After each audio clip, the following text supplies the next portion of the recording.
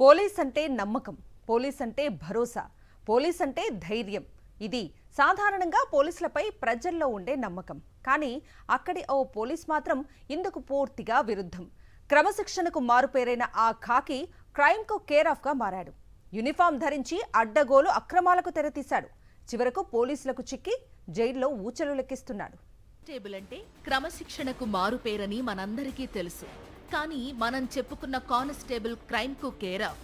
నేరం చెయ్యడమే అతని నైజం. యూనిఫామ్ను అడ్డం పెట్టుకుని అడ్డగోలుగా బరితెగించాడు. పాపం పండడంతో చివరకు కటకటాలు లెక్కిస్తున్నాడు బండారి రాకేష్. వనపర్తి జిల్లా కేంద్రంలోని బండారు నగర్కు చెందిన రాకేష్ 2007లో కానిస్టేబుల్ ఉద్యోగంలో చేరాడు.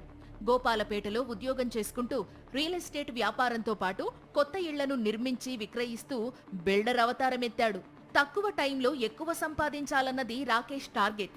అందుకోసం తనకు తెలిసిన పోతు హరీష్ కుమార్, తాళ్లపల్లి మల్లేష్, జి సందీప్, బుక్క కిషోర్ కుమార్, శేఖర్తో కలిసి అక్రమాలకు తెరతీశాడు. నకిలీ పత్రాలు సృష్టించి ఒకే ఇంటిపై 4 లోన్లు తీసుకోవచ్చని తెలుసుకున్నాడు రాకేష్. ఇందుకోసం రామ్నగర్ కాలనీలోని సుంకరి శేఖర్ ఇంటిని కొంటున్నట్లు నకిలీ అగ్రిమెంట్లు తయారు చేశారు. ఈ డాక్యుమెంట్లతో పోలీసు శాఖలో ఇంటి రుణాలు అందించే భద్రతా విభాగం, ఐఓబి, హెచ్డిఎఫ్సి, ఎల్ఐసిలలో ఒకేసారి హౌసింగ్ లోన్లకు అప్లై చేశాడు. ఇలా ఒకే ఇంటిపై మొత్తం 4 లోన్లు తీసుకున్నాడు. బ్యాంకులతో పాటు పోలీసు శాఖలోని భద్రతా ఆఫీసర్ను సైతం బురిడీ కొట్టించాడు కానిస్టేబుల్ రాకేష్. ఇప్పటిదాకా రాకేష్ మొత్తం 2.5 కోట్లకు పైగా మొత్తాన్ని లోన్ల రూపంలో తీసుకున్నాడు. వచ్చిన డబ్బుతో రియల్ ఎస్టేట్ వ్యాపారం చేశాడు. కానిస్టేబుల్ రాకేష్ వ్యవహారంపై నిఘా పెట్టిన పోలీసులు ఇన్నాళ్లుగా చేస్తున్న మోసాల గుట్టు రట్టు చేశారు. రాకేష్ తో పాటు మొత్తం 6 నిందితులను అరెస్టు చేశారు. వెల్ఫేర్ అసోసియేషన్ విభాగంలో లోన్ల విషయంలో కొన్ని అవకతవకలు జరిగినాయి అనేది మా దృష్టికి వచ్చినాయి. వెంటనే మేము భద్రతా హెడ్ ఆఫీస్కు కంప్లైంట్ చేయడం జరిగింది. దాని మీద జి కృష్ణమోహన్ రావు గారు, ఏఓ గారు హైదరాబాద్ నుండి వచ్చి మాకు కంప్లైంట్ ఇవ్వడం జరిగింది. దాని మీద ఒక కేసు రిజిస్టర్ చేశాము. దీనిలో ఇన్వెస్టిగేషన్ చేసిన తర్వాత మాకు తెలిసిన విషయం ఏంటంటే బండారు రాకేష్ అనే పోలీస్ కానిస్టేబుల్ లాంగ్ లీవ్లో ఉండి ఈ మోసాలకు పాల్పడ్డాడని తెలిసింది. బిల్డర్గా రియల్ ఎస్టేట్ వ్యాపారి అవతారం ఎత్తిన రాకేష్ దాదాపు 2 ఏళ్ల పాటు కానిస్టేబుల్ ఉద్యోగానికి సెలవు పెట్టి రియల్ వ్యాపారం కొనసాగించాడు. ఒకే ఇంటిపై 4 లోన్లు తీసుకోవడమే కాదు, రియల్ ఎస్టేట్ వ్యాపారంలో పెట్టుబడి కోసం మరో ఆలోచన కూడా చేశాడు. ప్రభుత్వ ఉద్యోగులకు ఈజీగా రుణాలు వచ్చే అవకాశం ఉండడంతో తాను చేస్తున్న వ్యాపారానికి అవసరమైన డబ్బులను తోటి కానిస్టేబుళ్ల నుంచి తీసుకునేందుకు ప్లాన్ చేశాడు. ఎవరైనా సరే వారి పేర్ల మీద లోన్ తీసి తనకు ఇస్తే ఆ లోన్ ఈఎంఐలను తానే కట్టడంతో పాటు గుడ్ విల్ కింద లోన్ మొత్తాన్ని బట్టి 5 లక్షల వరకు ఇస్తానని తోటి సిబ్బందికి ఆఫర్ ఇచ్చాడు. ఇలా కొందరికి ఇవ్వడంతో మిగతా వారు సైతం అతన్ని నమ్మారు. కానిస్టేబుళ్ల నుంచి తీసుకున్న డబ్బులనే రొటేషన్ చేస్తూ తన బిజినెస్ నడిపించాడు రాకేష్. తోటి ఉద్యోగే కావడంతో మోసం చెయ్యడ్లే అన్న ధీమాతో పోలీసులు తమ పేర్ల మీద లోన్లు తీసుకుని అతడికి ఇచ్చారు. దీంతో పాటు కొందరు ప్రైవేట్ వడ్డీ వ్యాపారుల వద్ద కూడా అప్పుగా డబ్బులు తీసుకున్నట్లు తెలుస్తోంది. ఇలా కోట్ల రూపాయలు అప్పులు చేసినట్టు సమాచారం.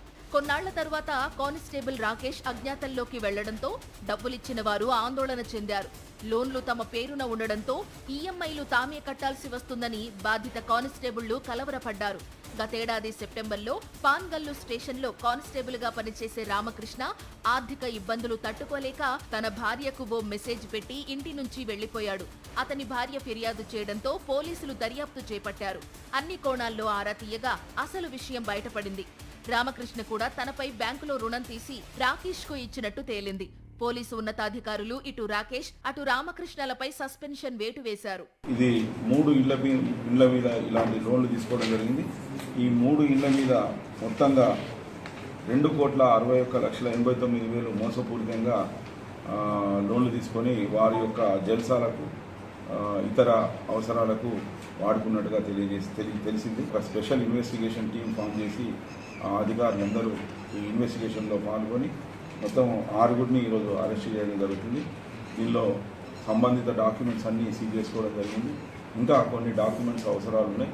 వాటిని తర్వాత ముందు కొంత ఇన్వెస్టిగేషన్ కంప్లీట్ చేసి చార్జ్ చేయడం జరుగుతుంది. అంతేకాకుండా ఈ బండారు రాకేష్ అనే కానిస్టేబుల్ మీద డిపార్ట్మెంటల్గా కూడా కఠినంగా యాక్షన్ తీసుకోవడం జరుగుతుందని తెలియజేస్తుంది. ఇంకోవైపు ప్రైవేట్ వడ్డీ వ్యాపారులు సైతం పోయిన డబ్బుల సంగతి దేవుడెరుగు, ఫిర్యాదు చేస్తే ఇన్ని డబ్బులు ఎలా వచ్చాయనే ప్రశ్నలతో కొత్త చిక్కులు వస్తాయని ఫిర్యాదు చేసేందుకు జంకుతున్నట్టు ప్రచారం సాగుతోంది. కానిస్టేబుల్ రాకేష్ వ్యవహారంలో స్పెషల్ ఫోకస్ పెట్టిన వనపర్తి జిల్లా పోలీసులు హైదరాబాద్లోని ప్రధాన కార్యాలయానికి సమాచారం ఇచ్చారు. సమగ్ర విచారణ జరిగితే కోట్ల రూపాయల కుంభకోణం బయటపడే అవకాశముంది.